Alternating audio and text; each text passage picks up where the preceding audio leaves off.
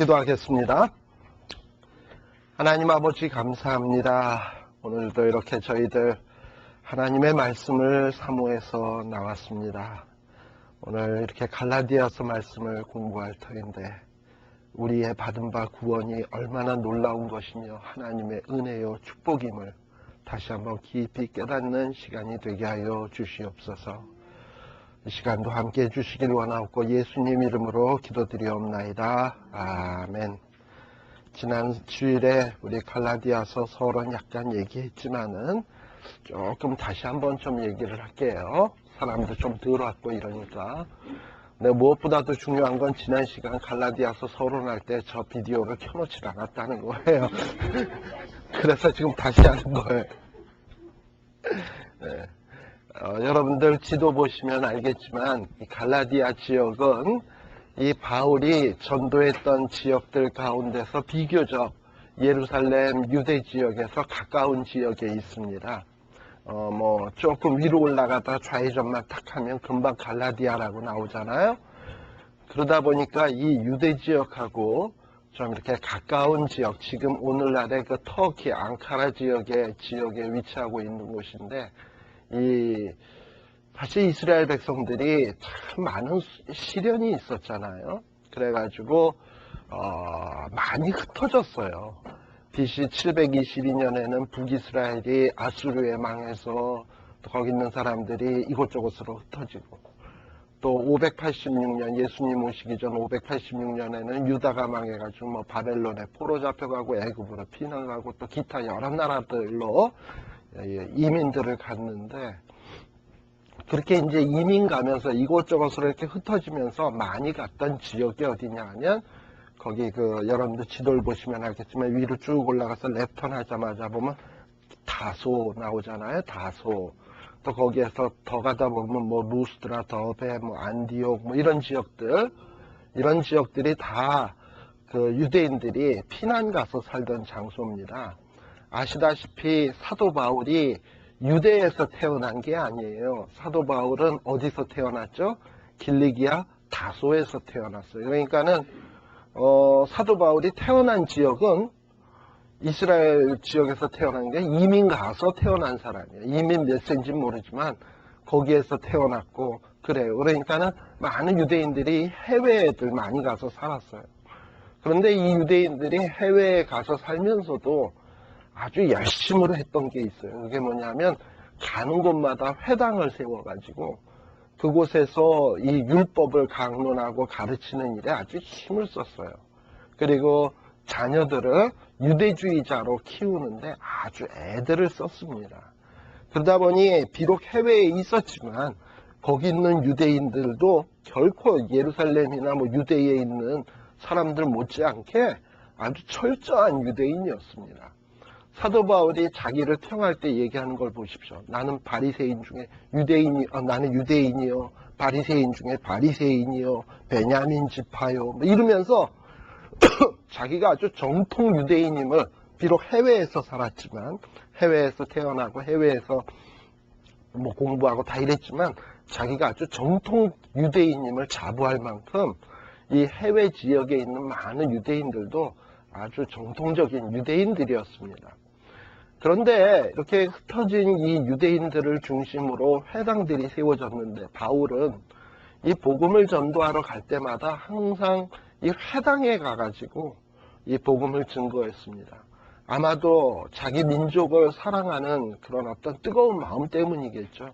그러다 보니 이 갈라디아 지역, 특별히 그 갈라디아 지역은 큰 스테이트고 그 안에 루스드라, 안디옥, 이고니온, 더베 이런 지역들이 그 갈라디아 지역에 있는 조그만 도시들인데, 바로 그런 지역에서도 복음을 전도할 때 다 회당에 가서 열심히 증거를 했어요. 그러면서 회당에서 예수 믿는 사람들이 생겨났겠죠.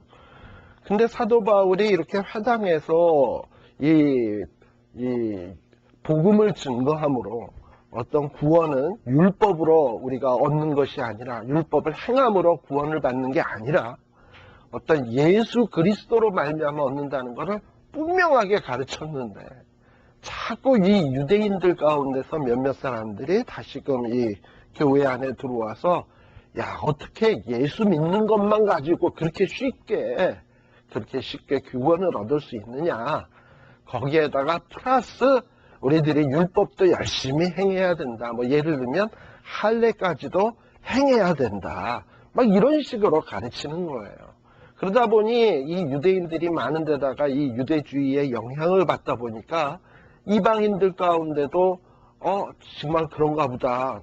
사실 믿음만으로 구원 얻는다는 건 너무 쉬워 보이잖아요. 그러니까 사람은 자꾸 지성이면 감천이다 뭐 이런 식으로 자기가 뭘 해야지 뭔가 신으로부터 뭔가 은혜를 받고 축복을 받는다라는 이런 생각이 있는지, 아 맞다, 구원을 얻으려면 뭘 더 행해야 되나 보다, 자꾸 이런 생각이 들어가는 거예요.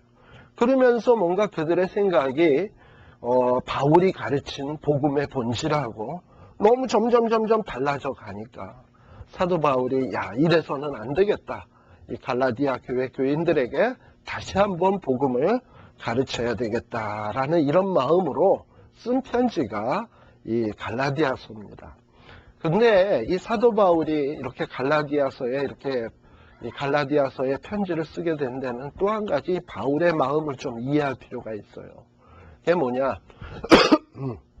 이 사도 바울은 본인이 아주 철저한 유대인이었거든요. 그래서 뭔가 철저한 유대인이면서 바리새인이 되었다라는 것은 그 마음이 어떤 마음이겠습니까? 내가 열심히 율법을 잘 행해서 하나님의 사랑을 받아야 되겠다, 하나님의 축복을 받아야 되겠다, 이런 열심이 있으니까 뭐 그랬겠지.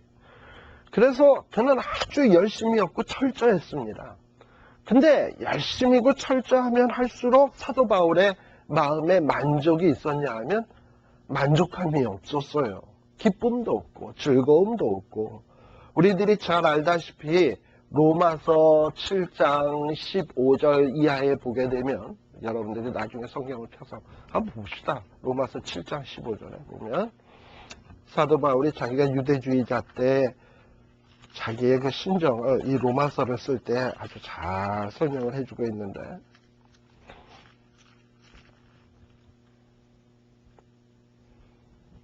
(7장 15절) 자, 이 사도 바울이 자기가 열심히 행하려고 애를 쓰고 노력도 하고 철저해 보려고 몸부림을 쳤어요. 그런데 자기가 하면 할수록 어떤 걸 느끼냐 하면, 분명히 14절에 보면 율법은 신령한데 자기가 율법대로 살지 못하는 것 같아. 육신에 속하여서 맨날 죄 아래 팔려가는 것 같고, 그리고 자기가 열심히 하긴 하는데 자기의 행하는 것을 자기가 알지 못하노니 맨날 원하는 것은 행치 아니하고 오히려 미워하는 것, 죄 짓는 일만 하더라 이 말이에요. 그러면서 저기 19절에도 보면 원하는 바 선은 하지 아니하고 도리어 원치 아니하는 바 악은 행하는도다. 뭐 이러면서 속상해해요. 이러면서 얼마나 속상해했으면 23절에 보면 내 지체 속에서 한 다른 법이 내 마음의 법과 싸워 내 지체 속에 있는 죄의 법 아래로 나를 사로잡아 오는 것을 보는도다. 24절 오호라 나는 곤고한 사람이로다. 이 사망의 몸에서 누가 나를 건져내랴 라고 돼 있어요. 저나 여러분이나 이런 경험 해보지 않았어요? 다들 해봤을 것 같아. 그냥 예수 좀 잘 믿어보고 하나님 앞에서 좀 이쁘게 살고 좀 거룩하게 살았으면 좋겠는데, 오늘도 1초 1초를 정말 성실하게 가치 있게 의미 있게 살았으면 좋겠는데, 뭐 저녁에 주무시려고 딱 보니까 멀가니 멍하게 지난 시간이 훨씬 더 많은 것 같고, 뭐 멍하니만 지냈으면 좀 좋아. 또 온갖 또 생각하지 말아야 될 남을 미워하는 생각, 뭐 시기하는 생각, 질투하는 생각, 더러운 생각, 뭐 이런 생각을 참 감개가 무량합니다. 이러면서 원치 않는 어떤 이런 행동, 원치 않는 생각, 이런 걸 할 때마다 야, 이래가지고 내가 이게 목사라고 할 수 있나? 이래가지고 내가 권사라고 할 수 있나? 이래가지고 내가 무슨 교회에서 직책을 맡은 자로서 남들한테 뭐 인정을 받고 존경을 받고 이럴 수 있어? 내가 나도 인정 못하는데. 이러면서 에휴, 나는 정말 한심해 이런 생각 들 때가 100번이고 들잖아요. 예. 그래 안 그래요? 저만 그래? 그러죠? 예. 다 그럴 거야 아마. 근데 이게요, 우리만 그러는 게 아니야. 바울 선생님도 그랬어. 나 그러니까 참 이런 게 위로가 돼. 우리처럼 이렇게 우리보다도 훨씬 더 훌륭한 바울 선생님도 이랬으니까 얼마나 이게 참 위로가 됩니까? 근데 이 바울이 끝없이 고민하고 번민하고 괴로워했어요. 근데 그러다가 드디어 깨달았거든. 뭐냐면 역시 우리 인간의 힘으로 안 되는구나.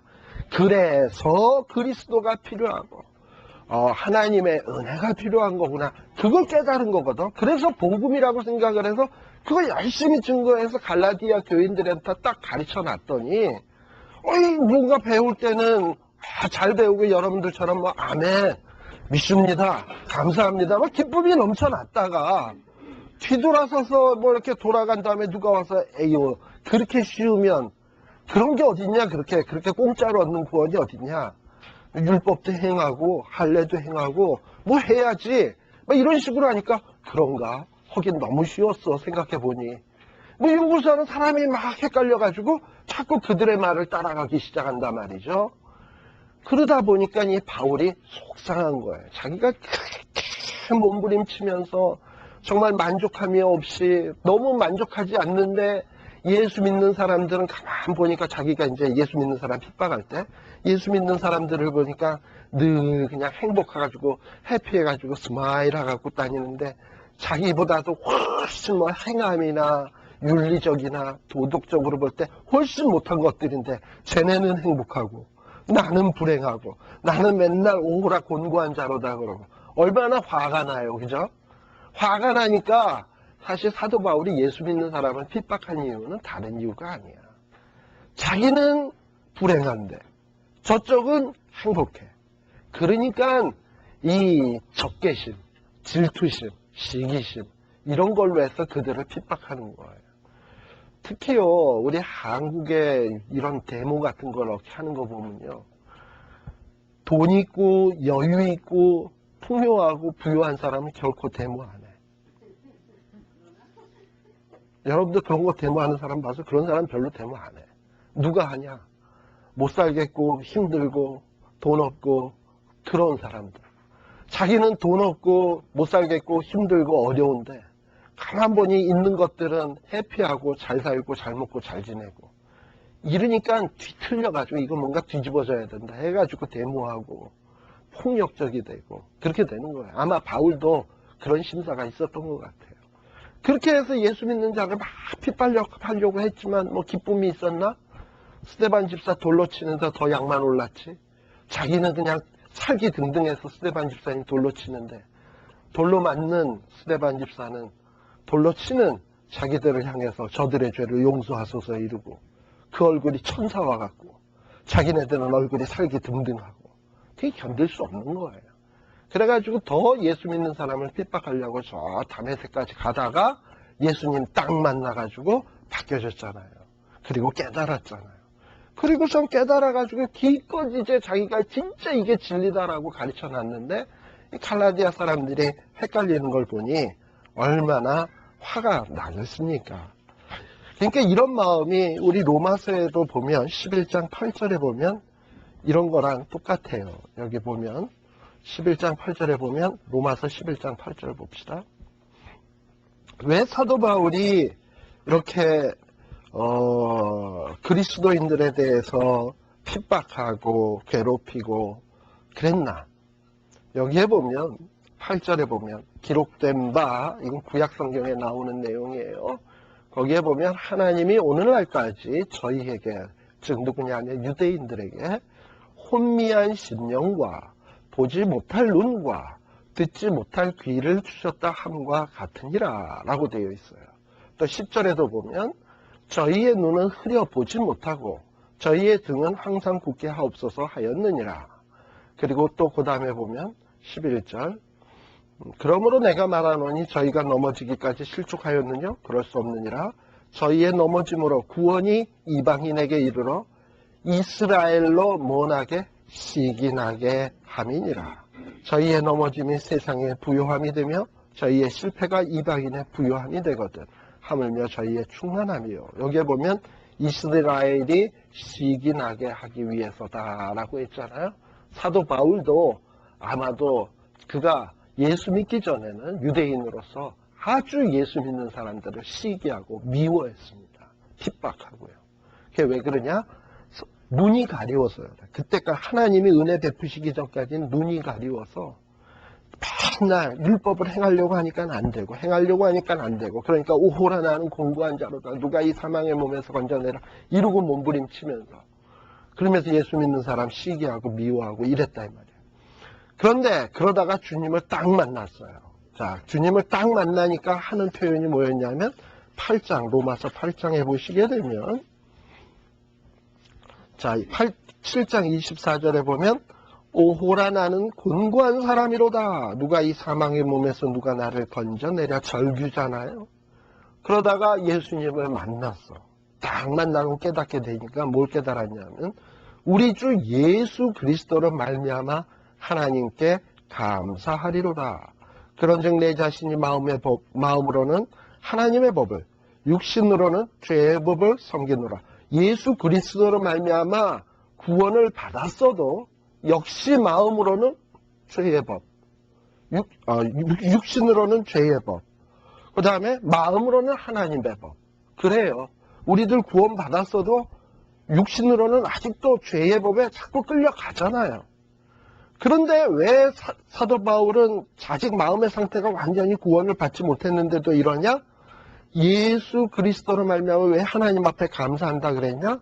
설사 8장 1절에도 보다시피 마음으로는 하늘의 법, 하나님의 법, 육신으로는 죄의 법을 섬겨도 예수 그리스도로 말미암은 자는 결코 정죄함이 없다. 죄와 사망의 법에서 우리를 해방했다.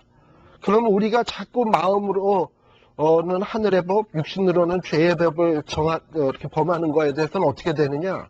3절에 보면 자기 아들을 죄 있는 육신의 모양으로 보내서 우리가 육신으로 짓는 죄를 정죄하고 심판했다 이 말이에요.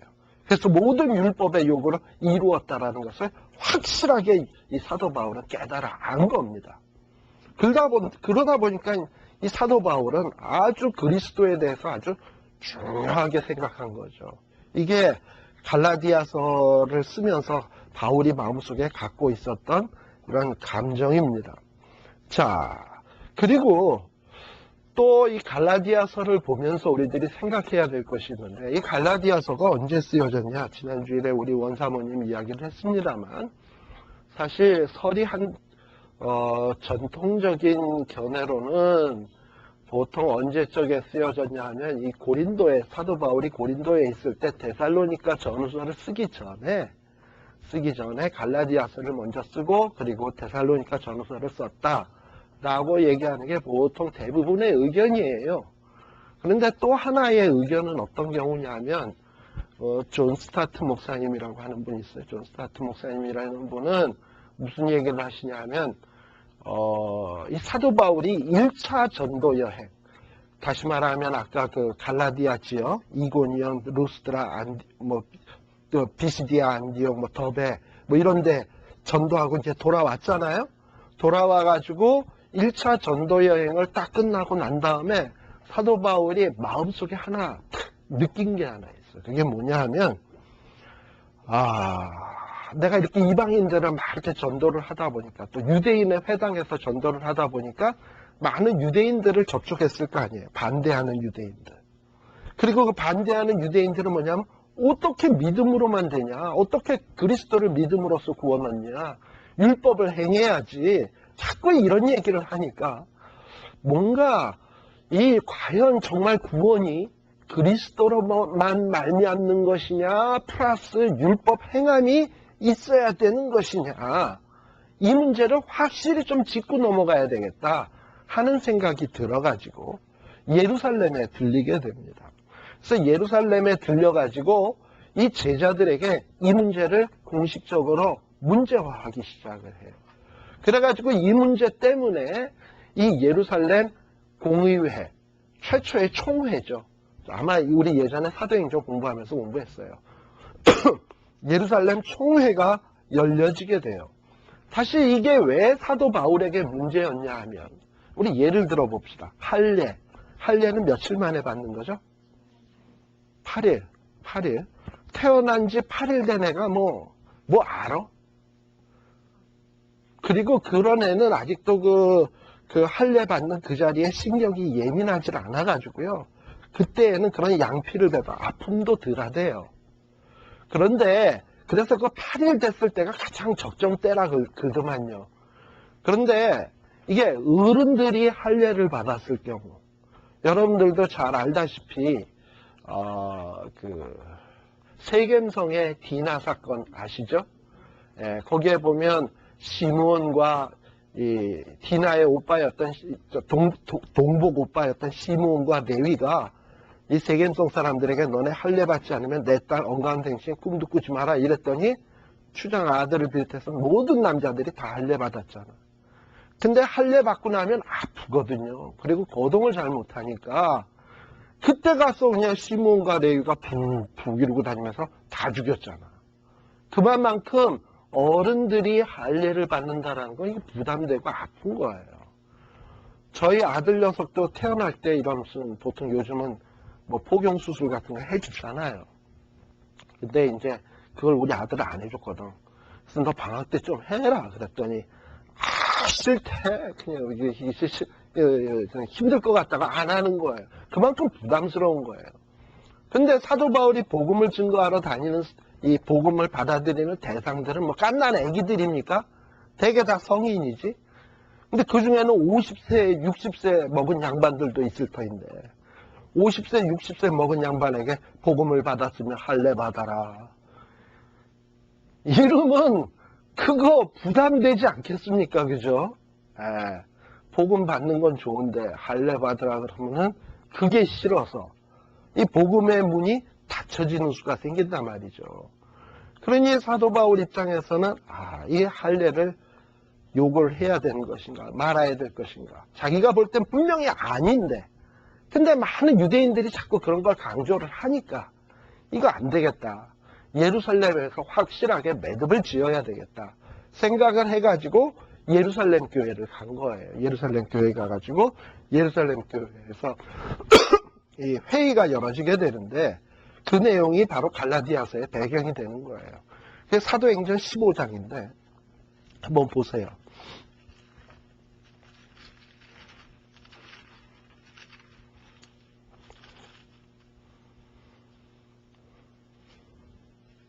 자, 15장 1절에서부터 보면 할례 문제로 인해서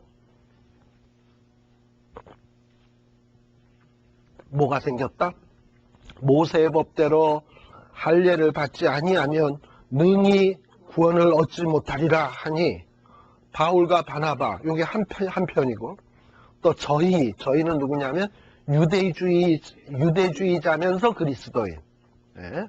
그러니까 유대주의자면서 그리스도인들은 뭐 어떤 자들이냐면 예수도 믿어야 되지만 할례도 받아야 된다라는 사람이에요. 그래서 바울과 바나바와 한편, 그 다음에 유대주의 그리스도인 사이에 어떤 다툼? 적지 아니한 다툼과 변론. 이거 큰 다툼이라 그러면 될걸. 뭐 이렇게 적지 아니한 다툼과 변론 뭐 이렇게 써놨어요. 그래가지고 막 문제가 생기니까 이 문제를 해결하려니까 안디옥 교회 자체 내의 힘만으로는 이 문제가 해결이 안 돼. 그래서 어떻게 했냐 하면 바울과 바나바와 또 유대주의자 그리스도인들 몇 사람을 누구에게 보내기로 했냐면 사도와 장로들에게 보내기로 했어요. 이 사도와 장로는 지금 어디 있냐면 예루살렘에 있는 거야. 그래서 이 사람들이 예루살렘에 오게 된 거죠. 자, 그래서 예루살렘에 와가지고 이 문제를 이야기를 해요. 그 내용이 뭐냐면 4절이죠. 자기네 그 안디옥 교회에 생겨진 문제들을 다 여차여차 얘기를 했어요. 그랬더니 그 중에서 바리새파 중 유대인 중에 유대인이죠. 유대인 중에 믿는 어떤 사람들이 일어나 이방인에게 할례를 주고 모세의 지키라 명하는 것이 마땅하다 아니라 또 이 예루살렘 교회 안에도 이렇게 유대주의자 그리스도인의 이 생각을 따르는 사람이 있은 거야. 그러니까 문제가 아주 복잡해지게 된 거죠. 그때 예루살렘 교회에서도 무슨 문제가 생겼어요? 7절에 보면 어떤 변론? 많은 변론이니까 굉장히 논쟁이 많이 된 거죠. 많은 변론이 있은 후에 그 다음에 누가 딱 일어났냐면 베드로가 딱 일어나서 야 너희도 알거니와 이방인들로 내 입에서 복음의 말씀이 들어 믿게 하시려고 오래전부터 너희 가운데서 나를 택하시고 또 마음을 아시는 하나님이 우리에게와 같이 저희에게도 성령을 주어 증거하시고 믿음으로 저희 마음을 깨끗하게 하사 저희나 우리나 분간치 아니하셨느니라 라고 돼 있어요. 무슨 얘기냐? 최초에 물론 사도 바울이 이방인의 사도이긴 하지만 최초로 그래도 이방인을 전도해서 세례 준 사람은 누구냐면 베드로예요. 그래서 누구한테 그랬을까? 고넬료한테 갈 때 성령님이 환상 보여주시고 베드로를 보내서 고넬료의 집에서 말씀 가르치니까 고넬료의 집에 성령이 임하고 이랬거든요. 고넬료는 백부장이거든요. 백부장이면 지금 오늘날에 뭐냐면 로마의 군인이야. 로마 군인의 100명을 거느린 대장이란 말이죠. 한 육군 대위쯤 될 거예요. 로마 사람이에요. 근데 그 로마 사람에게 가서 복음을 증거했는데 막 성령이 임하는 거를 베드로가 경험했거든요. 그래서 성령은 유대인이나 이방인, 로마 사람이나 분간치 않더라. 그러니 이 할례 그 문제가 중요한 거 아니다라고 베드로가 딱 선언을 해버린 거예요. 또 그러고 난 다음에 12절에 보니까 또 누구도 나오냐 하면 바울과 바나바도 일어나서 자기네들이 이방인의 1차 전도 여행하면서 얼마나 많이 다녔겠어요. 다니면서 전도를 해보니까 말씀을 증거하면 막 성령이 역사를 하고 막 기적이 일어나고 막 나타나는 걸 봤거든요. 할례 안 행해도. 그러니까 하나님이 원하시는 건 할례가 아니다. 그리스도의 복음만 받아들이면 되는 거다. 라고 이렇게 생각을 딱 한 거예요. 그러고 나니까 이제 얘기를 쭉 듣다 보니까 13절에 보니까 누가? 야고보. 자, 야고보는 이 당시에 어떤 사람이냐면 예루살렘 교회의 담임 목사야.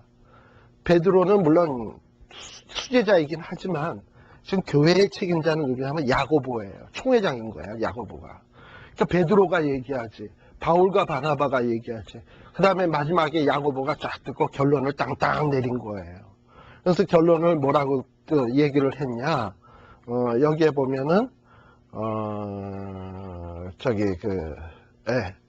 17절에 보면, 이는 그 남은 사람들과 내 이름으로 일컬음을 받는 모든 이방인들로 주를 찾게 하려 함이라 하셨으니 하고서는 그 다음에 19절에 보면 이방인 중에서 하나님께로 돌아오는 자들을 괴롭게 말고, 괴롭게 말리는 건 뭐예요? 50세 60세 먹은 사람한테 예수 믿는다는 이유로 너 할례 행해라 이러면 괴롭지. 괴롭게 말고 다만 뭐만 해라? 우상의 더러운 것과 음행과 목매어 죽인 것과 피를 멀리하라고 편지하는 것이 가하니 해가지고 공문서를 보내자. 모든 이방인들에게 해가지고 예루살렘 회의가 끝나버린 거예요. 근데 이렇게 예루살렘 교회에서 공식적으로 할례는 안 행해도 된다. 이방인인 경우에 예수 그리스도를 믿었을 때 할례 안 행해도 된다. 그러나 어떤 이렇게 지금 아까 19절에도 나오지만 죽은 고기라든지 이렇게 음행 이런 것들은 멀리해야 된다. 요 정도만 하라고 이렇게 공식화 시켰는데도 불구하고 갈라디아 지역의 이 유대주의자들이 갈라디아 교회 안에서 자꾸 갈라디아 사람들을 미혹해 하니까 사도 바울이 이건 안 되겠다. 이거를 뜯어 고쳐야 되겠다. 이렇게 생각을 해가지고 이 갈라디아서 편지를 쓰게 된 거예요. 그래서 내가 아까 존 스타트 목사님 이야기를 했습니다만 바로 이 존 스타트 목사님은 그래서 무슨 얘기를 하냐면 이 예루살렘 회의가 끝난 다음에 아마도 사도 바울이 안디옥에도 그런 문제가 있었지만 갈라디아에도 그런 문제가 있기 때문에 아마 편지 쓴 것이 아니겠나라고 얘기를 해요. 그러다 보면 이 갈라디아서가 거의 가장 먼저 쓰여진 편지라고 해도 과언이 아닙니다. 그래서 제가 지난 시간에도 이야기했습니다만 갈라디아서가 제일 먼저 쓰여진 바울의 이 서신서다 보니까 다른 어떤 서신서보다도 조금 말이 거칠고 다듬어지지 않고 세련되지 못한 이런 부분들이 좀 있습니다. 그러나 이 처음 복음의 열정에서 그냥 외치는, 막 거칠게 외치는 이런 마음이기 때문에 이 갈라디아서 안에서 보면 뭐를 확실히 알 수 있냐면 뜨거운 바울의 복음에 대한 열정, 이 복음에 대한 귀하게 여기는 마음, 이런 마음은 어떤 바울 서신보다도 이 갈라디아서 안에 뚜렷하게 잘 나타나 있어요. 그래서 우리가 그런 것들을 같이 한번 살펴보려고 합니다. 그래서 이 갈라디아서는 우리 그 교재의 36페이지에 보시게 되면 내용은 크게 한 3등분해서 볼 수 있습니다. 1장에서부터 2장까지는 이 사도 바울이 자기의 그 사도적 권위를 변호하는데, 이 얘기는 무슨 얘기냐? 자꾸 이 유대주의적 이 그리스도인들은 뭔 얘기를 하냐면 사도 바울은 예수님하고 따라다닌 적도 없는데, 예수님을 본 적도 없는데 그가 어떻게 사도가 될 수 있냐? 그는 사도 아니다. 이러고서 자꾸 깎아내리니까 사도 바울이 자기를 변호하는 얘기를 1, 2장에 하고 있고, 그 다음에 3, 4장에서는 주로 사도 바울이 강조하는 내용이 복음, 구원은 오로지 그리스도로만 말미암는다라는 그 복음의 내용, 이거를 아주 옹호하고 변증하는 내용이 바로 3, 4장입니다. 그 다음에 5, 6장은 뭐냐 하면, 아니 그러면 복음으로 믿음으로 구원을 얻었으면 행위는 하나도 필요 없네? 막 살아도 되는 거네? 이런 사람들이 또 생기거든요. 그러니까 그런 사람들에게 이 복음을 오해하지 말 것을 가르치기 위해서 정말 복음을 받아들여서 구원 얻은 사람이 어떻게 살아야 될 것인가 하는 문제, 이 신앙생활, 윤리, 이런 문제를 가리키는 내용이 5장에서부터 6장까지의 내용입니다. 그래서 대충 그런 식으로 되어 있는데, 요 나머지 부분은 우리 지금 요 성경을 한번 보면서 우리 같이 한번 갈라디아서의 내용을 살펴보도록 하겠습니다. 갈라디아서를 펴놓으세요.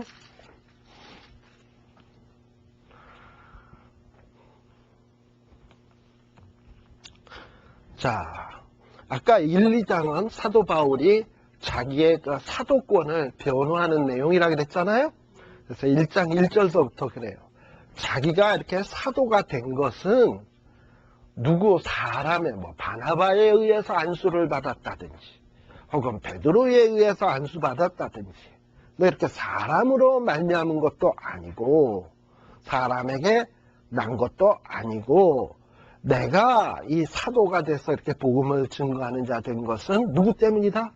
예수 그리스도와 죽은 자 가운데서 그리스도를 살리신 하나님의 아버지로 말미암아 사도되었다.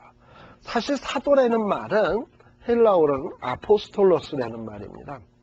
보냄을 받은 자라는 뜻이에요. 보냄을 받은 자.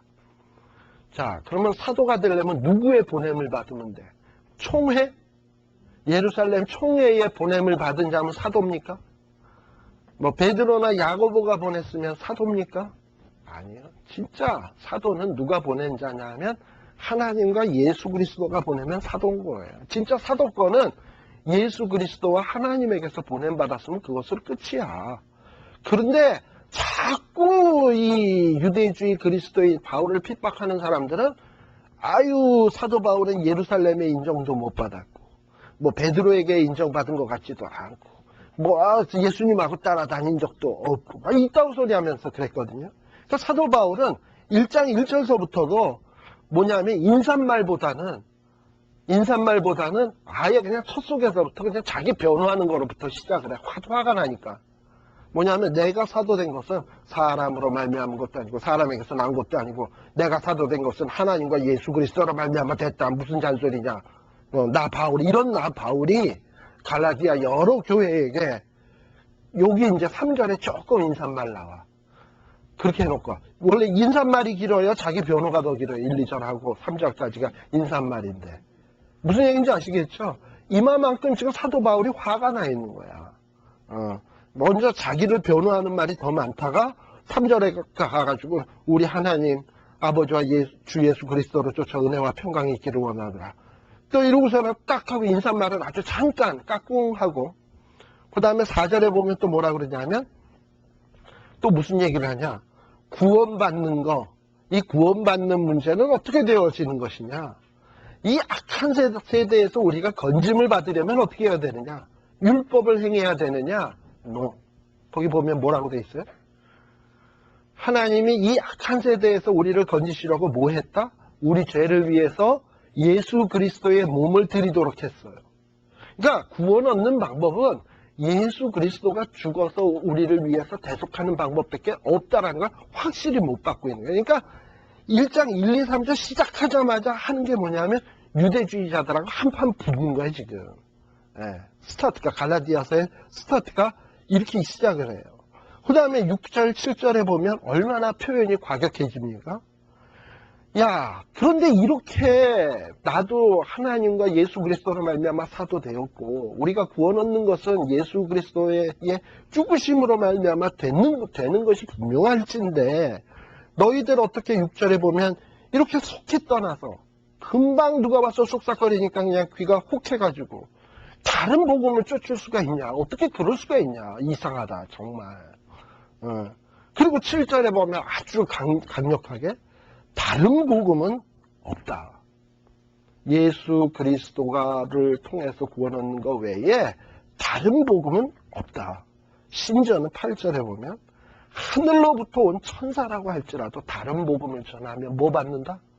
저주를 받는다. 얼마나 세게 나갑니까? 그죠? 그러니까 사도 바울도 자기가 뭐 좋든 싫든 사람이 좋든 싫든 하나님이 원하시는 복음만을 전하겠다 이 말이에요. 뭐 유대주의자 그리스도인들이 바울 말은 틀렸다 이러니까 그들 말에 듣기 혹하게 그냥 자기의 전하고자 하는 내용을 이렇게 변경시켜서 전하고자 하는 마음이 눈꼽만치도 없었어요. 그냥 하나님이 주신 그대로를 전하겠다고 한 거예요. 그래서 10절에 보면 사도 바울이 이렇게 얘기하는 거예요. 내가 사람들에게 좋게 하랴? 하나님께 좋게 하랴? 사람들에게 기쁨을 구하랴? 이러고서는 오히려 질문을 던지고 있는 거예요. 목사가 받는 유혹 가운데서 가장 매력적인 유혹이 뭔지 알아요? 교인들이 말씀 좋다고 하는 거. 거기에 유혹되기가 참 쉬워. 근데 말씀이 좋다라고 이렇게 받으려면 어떻게 해야 좋은 줄 알아요? 대체적으로 위로, 사랑, 따뜻하게 이렇게 설교하는 거를 교인들은 좋아해. 그러다 보니 목사가 자꾸 교인들한테 인기를 끌려다 보면 위로, 물론 그런 게 필요하지. 위로, 사랑, 다독이고 격려하고 인커리지 시켜주고 좋지. 근데 이 목사가 해야 될 일 중에 하나는 잘못했을 땐 잘못했다고 가차없이 그냥 세게도 내리쳐야 돼. 근데 사실 제가 좀 그런 걸 좀 잘 못해. 근데 그래야 돼요, 사실은. 그래서 하나님이 책망해야 되는 것에 대해서 목사도 똑같이 책망해야 되고 또 위로해야 될 때는 위로를 해야 되는데 이 목사들이 이 사람들에게 좋게 하려다 보니까 자꾸 그런단 말이죠. 바울도 그럴 수 있지. 가능하면 좋은 게 좋은 거라고 이방인 그리스도인들한테도 대접받고 또 유대인 그리스도인들에게도 대접받고 그러면 좋잖아. 목회 편할 거 아니에요. 그런데 왜 이렇게 힘들게 가? 그러나 바울의 마음은 분명했어요. 내가 사람에게 좋게 하랴? 하나님에게 좋게 하랴? 여러분들은 어떠실래요? 어떤 일을 해야 되는데 이렇게 하면 사람들이 좋아할 것 같아. 근데 내가 이렇게 하면 사람들은 되게 미워할 것 같아. 그럼 어떻게 하시겠습니까?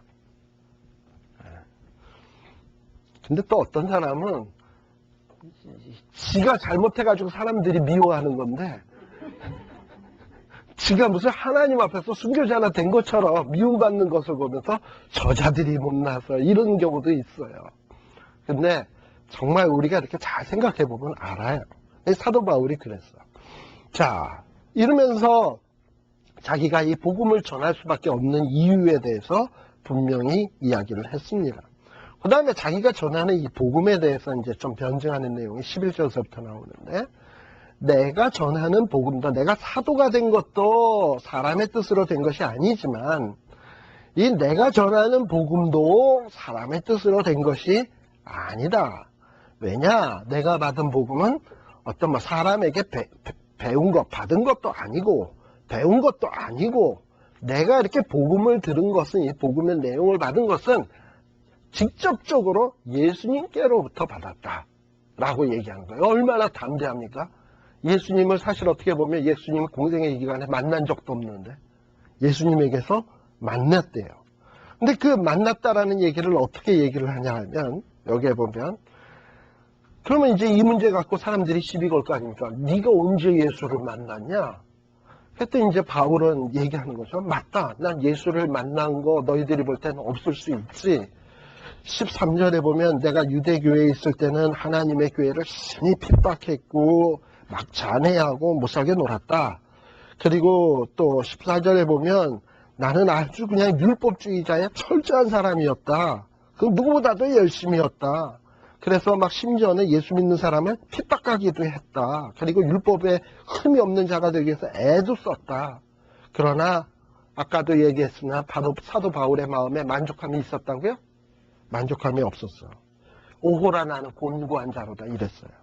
근데 그러던 중에 15절에 보면 그러던 중에 어머니의 태로부터 나로 택정하시고 은혜로 부르신 이가 바울에게 나타나신 거예요. 네.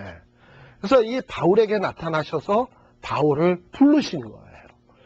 그러면서 이렇게 바울을 부르시고 난 다음에 사도 바울은 어떤 예루살렘 교회에 찾아가서 베드로에게 내가 이제 선교사가 돼야 되겠는데 어떻게 하면 좋은 선교사가 될 수 있는지 좀 가르침을 주시죠. 베드로에게 배우러 가지도 않았어요. 어떤 다른 그렇다고 또 가족들을 만나서 예수님이 나를 이렇게 부르셨는데 내가 어떻게 예수님의 부르심에 합당하게 할 수 있는지 자기의 친척 식구들하고도 16절에 보면 의논하지 않았어요. 그럼 사도 바울은 어떻게 했냐? 17절에 보면 거기에 보면 사도들을 만나러 가지도 않고 예루살렘에 가지도 않고 어디로 갔다? 아라비아에 왜 갔겠어요? 우리 보통 LA에서 저 라스베가스 갈 때 사막 지나가잖아. 아라비아를 지나서 라스베가스 가서 갬블하러 가려고 간 거 아닐 거 아니에요, 바울은. 아라비아로 왜 갔겠어요, 사막에. 기도하러 간 거예요. 누구에게 기도하러 가? 하나님께 기도. 나를 부르셨으니까 왜 불렀대요, 도대체? 왜 나를 이렇게 거꾸로 뛰는 이유가 뭡니까, 도대체? 이 문제를 하나님하고 직접 얘기하러 간 거예요. 예수님이 사울아 사울아 네가 왜 나를 핍박하느냐. 나는 네가 핍박하는 예수니라 라고 얘기를 했단 말이죠. 아니 예수님이 왜 나한테 나타나서 나를 부르시는 겁니까? 그거 따지러 어디로 갔냐? 아라비아로 갔어요. 그래서 이 아라비아로 가서 아마 모르긴 몰라도 열심히 기도했을 거야. 왜 날 부르셨나요? 뭐 때문에 부르셨나요? 내가 뭘 해야 되나요? 몸부림을 쳤겠지.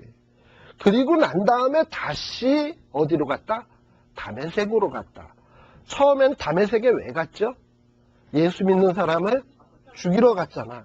이제 아라비아로 갔다가 다메섹에 들어갔을 때 뭐 하러 갔냐 하면 핍박하러 가 또 이제는 복음 전하러 간 거야. 네. 그리고 난 다음에 3년 만에 내가 게바를 신방하려고 예루살렘에 올라가서 저와 함께 15년을 그래서 한 3년쯤 있다가 예루살렘에 그러고선 한번 올라간 거예요.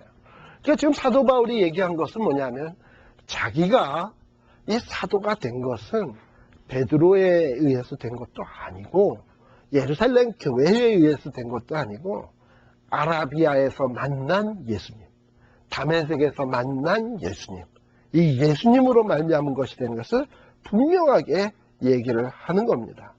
그러고서는 자기가 이렇게 예수님으로 말미암아 복음 증거하는 사도가 되었다라는 증거로 뭘 들고 있냐 하면 22절과 23절을 보세요.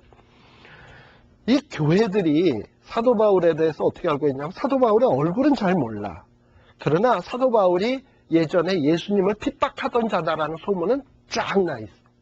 근데 그런 자가 지금은 자기네들이 믿는 믿음과 똑같은 믿음을 전한다라는 얘기를 들은 거예요. 그리고 하나님 앞에 영광을 돌리는 거예요. 그렇다면 사도 바울이 누구 만난 적 있습니까? 예수님 직접 만났고 그리고 직접 만났고, 뭐 베드로에게 배운 적 있습니까? 예수님에게 직접 배웠고, 그리고선 다메섹에 들어가서 가서 복음을 증거했더니 거기 있는 사람들이 우리가 믿는 믿음이랑 똑같네. 저자는 예수님을 만난 적도 없는 사람이라고 생각을 하는데, 결국은 똑같을 수 있는 이유는 어디 있는 겁니까? 이들도 예수님에게서 받은 복음, 바울도 예수님에게서 받은 복음, 똑같다는 얘기예요. 그러니까 자기의 사도권은 절대로 뭐 이상한 게 아니다라는 것을 분명히 얘기하는 것이 바로 이 1장의 내용이 되겠어요. 지금 시간이 몇 분인가요? 10분 전이에요. 아직 조금 남았네. 자, 그 다음에 2장을 보십시오. 자, 그리고 난 다음에 또 자기의 그 사도권을 얘기하면서, 이건 아까 이제 제가 서론적으로 설명한 내용인데요. 이 14년 후에, 아마 이 14년 후라고 하는 것은 이 사도 바울이 예수님을 만나고 아라비아 광야 갔다가 뭐 이러고 난 다음에 세월이 지나서 비로소 14년 후에 이제 본격적으로 어떤 사도로서 일을 하게 되거든요.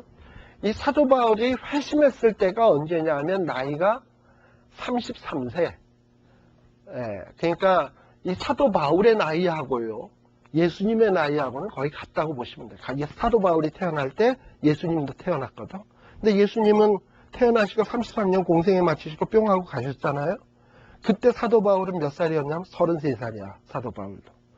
그래서 33세였고, 그 다음에 33세에 예수님을, 이제 다메섹 도상에서 예수님을 만났고, 회심을 딱 하고 난 다음에 막바로 선교 일을 시작했냐? 아니.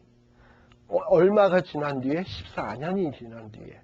그러니까 47세가 됐을 경우, 때에 1차 전도 여행을 떠난 거예요. 47세가 되었을 때. 14년 동안 뭐 했을까요, 사도 바울이? 그전에는 율법에 능숙한 자고 바리새인 중에 바리새인이고 정말 구약 성경에 대해서 묵을통달했을 거예요. 근데 이 묵을통달한 구약 성경을 가지고 뭘 했냐? 아라비아 광야에 가서 기도하면서, 예수님, 내가 율법을 볼 땐 분명히 이런데, 그럼 이건 도대체 뭡니까? 내가 아는 건 이건데, 주님은 지금 이렇다니까 이건 도대체 뭐가 어떻게 된 겁니까? 막 따지고 묻고 가르쳐주세요 하고서 예수님에게서 배우는 기간이었을 거예요. 14년은. 혹독하게 훈련받는 기간이었을 거예요. 그러니까 어떤 사람에게서 훈련받은 게 아니라 이 사도 바울은 철저하게 주님에게서부터 직접 훈련을 받았던 것 같아요. 그리고서 14년이 지난 다음에 2장에 보면 14년 후에 1차 전도 여행이 마친 다음에, 제가 아까 얘기했잖아요. 루스드라, 더베, 뭐 비시디아, 안디옥, 이고니온 이런 곳을 전도하고 난 다음에 돌아오면서 바울과 바나바가 무슨 생각을 했냐면, 참 이거 이방인들을 전도하긴 했는데 이들에게 할례를 받으라 그래야 돼, 말아야 돼. 자기가 볼 때는 할례 안 받아도 되는 게 확실한데, 그런데 자꾸 사람들은 해야 된다고 그러니까 이거를 뭔가 안 하는 걸로 확실하게 매듭을 짓고 싶은데, 이걸 안디옥 교회만에 가서 얘기를 해도 큰 다툼이, 적지 않은 다툼이 일어났다 그랬잖아요. 안디옥 교회도 적지 않은 다툼이 일어났고, 그래서 안디옥 교회 자체로 문제 해결이 안 되니까 그 다음에 그걸 들고 어디로 갔다고? 예루살렘으로 갔다 그랬잖아요. 바로 그 얘기예요. 2장 1절이. 이 바울과 바나바가 안디옥 교회에 가서 했는데도 문제 해결이 안 되니까 다시 어디로 갔다? 예루살렘으로 올라갔다. 그래서 예루살렘에 올라가서 이방 가운데서 전파하는 복음, 이방 가운데 전파하는 복음이 뭡니까? 이방인이라면 예수 그리스도를 믿는 것만으로도 충분하다. 할례, 율법 행하는 거 필요 없다. 이렇게 그 문제에 대해서 사도 바울이 예루살렘 교회에다가 제출을 한 거예요. 그런데 우리 아까 사도행전 15장 봤습니다만, 바리새파 사람이 떡 일어나더니 암만 이방인이지만 할례를 행하고 율법을 행하는 것은 마땅하도다, 뭐 이러고 얘기를 하고, 그로 인해서 예루살렘 교회 안에도 큰 다툼이 일어나고, 그랬더니 갑자기 베드로가 딱 일어나서 내가 옛날에 고넬료한테 했던 걸 기억해라. 하나님이 이방인 고넬료나 유대인이나 똑같이 성령 임하셨다. 그러고 나니까 또 바울과 바나바가 우리도 전도여행 다녀보니까 똑같더라. 할례 없어도 되더라. 이러고 얘기를 하니까 야고보가 딱 듣고, 맞다. 이방인들은 할례 없어도 된다. 율법 안 행해도 된다. 다만 뭐 부정한 것, 음행, 더러운 것 이런 것 몇 가지만 금하게 해라 하고 결론이 딱 난 거예요. 바로 그 얘기가 지금 쭉 얘기하는 게 뭐냐 하면 바로 2장 1절 2절이에요. 2장 1절 2절이에요. 그런데 사도 바울이 여러분들 사도행전 15장 보시면 알겠습니다만 이 사도 바울이 헬라인 디도는 유대 사람이 아닙니다. 근데 이 디도를 데리고 갔을 때 이 유대에 있는 사람들이 유대에 있는 이 그리스도인들이 바울에게 야, 너 이렇게 자꾸 뭐 유대인 그리스도인들하고 부딪힐 이유 뭐 있냐? 디도가 괜찮다면 걔 데리고 가서 할례 받으면 너 이렇게 다툼 없을 거 아니냐? 그거까지까 해달랬는데 해주지. 그랬는데 아마 디도는 선생님 저들이 그렇게 하면 하죠. 뭐 그거까지 며칠 아프면 되는데 뭐 그거 갖고 그래 나 선생님에게 누가 되기 싫습니다. 그러면 바울이 뭐야? 뭔 소리야? 넌 절대 받으면 안 돼. 절대 받으면 안 돼. 내가 욕을 먹어도 넌 받으면 안 돼. 이러고 고집스럽게 밀고 나갔거든요. 그 이유가 뭐다? 복음이 변질될까 봐. 자기가 이거를 할례를 받아야 된다 이런 사람들의 주장에 굽히게 되냐? 그 다음에 자기가 전하는 모든 복음의 내용을 다 굽혀야 되니까 그래서는 안 되겠다. 이 양보할 게 있고 안 할 게 있다. 해가지고 이 복음에 관한 한 일절 양보 안 하겠다라는 마음으로 디도를 할례받게 아니했다 이 말이에요. 이만큼 단호하게 사도 바울이 그래서 5절에도 보면 뭐라고 돼 있어요? 우리가 어떻다? 일시라도 뭐하지 아니했다? 다시 말하면 유대주의 그리스도인들이 뭐라고 얘기를 하면 그냥 적당히 타협하면 편할 수 있으니까 복종하면 돼. 그렇지만은 편한 길을 따르지 아니하고 일시라도 복종치 아니했으니 왜? 복음의 진리 때문에. 그러니까 복음의 진리 때문에는 사도 바울은 절대 타협하지 않았다 이 말이에요. 그러니까 지금 사도 바울이 하는 얘기는 뭐냐면 이 복음이라고 하는 것은 그리스도로 말미암는 것이지 할례로 말미암는 것이 아니다. 율법을 행함으로 말미암는 것이 아니다. 그리고 자기가 이방인의 사도인 것은 그 다음에 7절 8절에 보면 뭐라고 되어 있냐면 나는 무할례자에게 복음을 증거하라고 부름을 받은 자고 베드로는 할례자에게 복음을 증거하라고 이 사도권을 맡았다. 그리고 그 다음에 8절에도 마찬가지죠. 예. 자, 그러니 바울과 베드로가 받은 복음은 서로 다른 게 아니다. 우리는 똑같은 거다. 그러나 대상이 누구냐에 따라서 차이가 났을 뿐이다 라고 얘기를 해요. 그리고 그 똑같다라는 걸 얘기하기 위해서 9절에 보면 뭐라고 얘기를 하냐면 야고보와 게바와 요한 이 사람들은 주로 어디를 중심으로 일한 사람? 예루살렘 교회 유대를 중심으로 일한 사람. 야고보와 게바와 요한도 그 다음에 또 나와 바나바는 누구? 주로 이방을 위해서 일했던 사람. 바울과 바나바. 다시 말하면 예루살렘 교회의 지도자들이 이방인의 복음을 증거하기 위한 지도자들과 뭘 했다? 교제에 악수를 하였으니 다시 말하면 이방의 복음 증거하는 자나 유대의 복음 증거하는 자가 별개가 아니다 이 말이죠. 하나다 이 말이죠. 그러면서 결국은 뭔 얘기를 하는 겁니까? 야, 베드로도 우리를 인정한다 야. 근데 너네 유대주의 그리스도인들이라고 해서 베드로보다 잘난 사람 누가 있냐? 베드로와 야고보와 요한도 우리를 인정하는데 그래서 우리는 교제에 악수도 하고 이러는데 왜 니들이 자꾸 따따따 하냐? 난 사도다.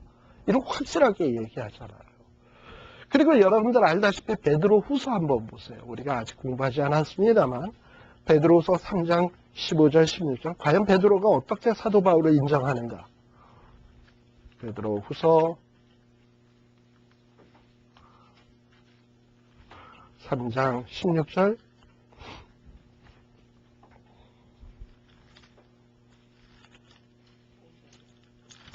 베드로 3장 15절 자, 베드로후서 3장 15절에 보면 또 우리 주의 오래 참으심이 구원이 될 줄로 여기라. 그 다음에가 중요해요. 우리 뭐하는? 사랑하는 형제 누구? 바울도 그 받은 지혜대로 너희에게 이같이 썼고, 또 그 모든 편지에도 거기에 보면 그 받은 뭐대로? 지혜. 그 누구에게서 받았겠습니까? 그 지혜는. 그러니까 베드로도 뭐냐면 예수 그리스도 하나님께로부터 받은 지혜다라고 인정하고 있는 거예요. 그 다음에 그 모든 편지에도 이런 일에 관하여 말하였으되 그 중에 알기 어려운 것이 더러 있으나 무식한 자들과 굳세지 못한 자들이 다른 성경과 같이, 지금 다른 성경과 같이라고 하는 것은 지금 바울이 쓰고 있는 이 편지는 다른 성경과 거의 동일하다는 겁니까? 다르다는 겁니까? 권위가 거의 비슷하다는 얘기지. 베드로가 볼 때. 다른 성경과 같이 그것을 억지로 풀다가 스스로, 다시 말하면 바울이 쓴 편지도 억지로 풀면 망한다는 얘기 아닙니까? 그러니까 다른 성경하고 다른 성경도 억지로 풀면 망하고 바울의 서신도 억지로 풀면 망한다는 거니까 거의 같다는 거야, 권위 면에서. 그러니까 베드로는 사도 바울의 권위를 이렇게 인정을 한다. 그리고 사도 바울이 쓴 편지는 다른 성경의 권위와 거의 동일하다라고 얘기를 할 정도로 베드로도 이렇게 바울을 인정하는데 누가 감히 우리의 권위에 도전하겠냐라는 얘기를 지금 베드로가 하는 거예요. 게다가 이 바울은 아주 진짜 겁이 없어. 2장 이제 갈라디아서로 다시 돌아오시게 되면 2장 11절에 보면 심지어 이렇게 베드로도 바울을 인정할 뿐만 아니라 11절, 12절, 13, 14절에 보면 심지어 베드로가 잘못을 했을 때는 사도 바울이 베드로도 책망했다야. 그러면 누구 권위가 더 센 거야? 그러니까 이 바울의 사도권이 얼마나 대단한 줄을 아시겠어요? 지금 바울이 그 얘기를 하는 거예요. 우리는 바울과 요한하고 악수하고 교제하는 처지다. 또 더 나아가서 베드로도 나를 인정할 뿐만 아니라 나는 베드로가 잘못하면 책망도 할 수 있는 사람이다 라고 얘기하는 거예요. 그러면서 사도 바울은 자기의 어떤 이 사도권에 대해서 아주 강력하게 자기가 이 사도가 된 것은 사람으로 말미암은 게 아니라 예수 그리스도로 말미암았음을 확실히 증거하고 있는 거예요. 왜 이렇게 사도 바울이 그냥 이 입에 개거품이 아니지. 막 그냥 이렇게 열정을 내면서 이렇게 얘기를 할까요? 그만큼 유대주의 그리스도인들이 복음을 변질시키려고 사도 바울을 깎아내리니까 사도 바울은 자기를 자랑하려고 그런 게 아니라 복음을 파수해야 되니까 이렇게 열정적으로 지금 변증을 하고 있는 겁니다. 그러니까 이 갈라디아서의 내용을 그냥 쓱 이렇게 보다 보면 이게 지금 왜 이러고 있구나 바울이 라는 것이 아마 좀 이해가 되어지리라고 보여집니다. 잠시 쉬었다 가겠습니다.